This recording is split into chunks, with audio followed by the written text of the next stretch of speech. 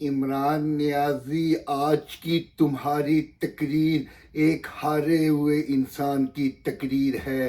عمران نیازی، آج کی تمہاری تقریر ایک شکست خوردہ انسان کی تقریر ہے۔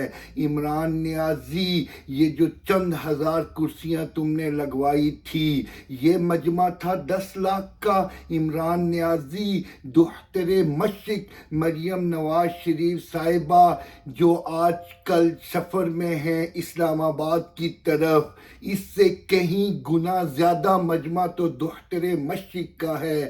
تم نے سرکاری مشینری کو بھی استعمال کروایا۔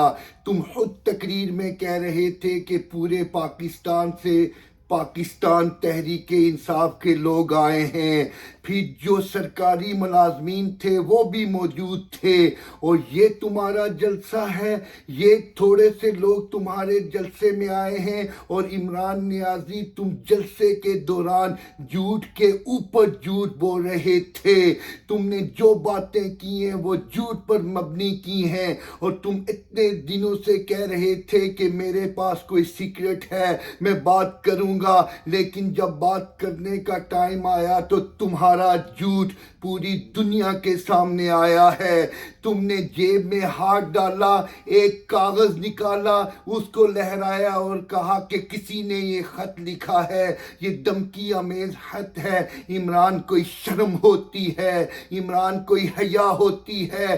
تم اتنے بڑے منافق انسان ہو، تم اتنے بڑے جھوٹے انسان ہو کہ پوری دنیا میں تم نے پاکستان کا مذاق بنوا دیا ہے کہ تمہیں کسی نے خط لکھ کے دھمکی دی ہے۔ عمران نیازی، یہ مکافات عمل ہے۔ جو کچھ تم کرتے رہے ہو آج کل وہی تم کاٹ رہے ہو۔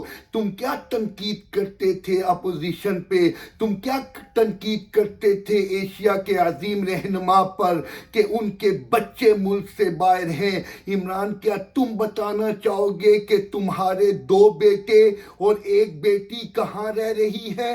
پاکستان کے کس شہر یا کس دیہات میں رہ رہے ہیں؟ عمران نیازی، اپنے گریبان میں جھانکو۔ تم دختر مشرق کا ذکر کر رہے تھے، کیا اپنی حلیمہ بہن کے بارے میں بتانا چاہو گے جس نے 70 ارب کی کرپشن کر کے دنیا میں پراپرٹیز خریدی ہوئی ہیں؟ وہ پیسے کہاں سے آئے ہیں؟ وہ پیسے کہاں سے لائے گئے ہیں؟ عمران نیازی، تمہیں اپنے گریبان میں جھانکنا پڑے گا۔ آج تم دوسروں کو یہ نصیحتیں کرتے پھر رہے ہو، آج تم دوسروں کو لوٹا کہہ رہے ہو۔ تمہارے سٹیج پر جو بیٹھے ہوئے تھے، پرویز خٹک پہلے کس پارٹی میں تھا، فواد چودھری پہلے کس پارٹی میں تھا، شیخ رشید پہلے کس پارٹی میں تھا، خسرو بختیار پہلے کس پارٹی میں تھا، فہمیدہ مرزا پہلے کس پارٹی میں تھی، شاہ محمود قریشی پہلے کس پارٹی میں تھا؟ کیسی باتیں کر رہے ہو؟ اور جو سٹیج پر تمہارے لوگ بیٹھے ہوئے تھے، یہ تو انتہائی کرپٹ لوگ تھے کہ جنہوں نے اربوں روپے کما لیے ہیں۔ کیا عامر کیانی کو بھول سکتے ہیں لوگ؟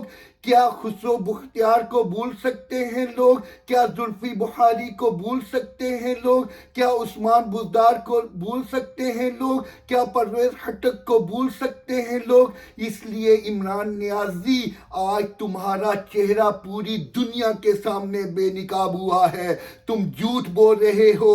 کبھی تو تم ایجنسیوں پر تنقید کرتے ہو کہ وہ نیوٹرل کیوں ہیں۔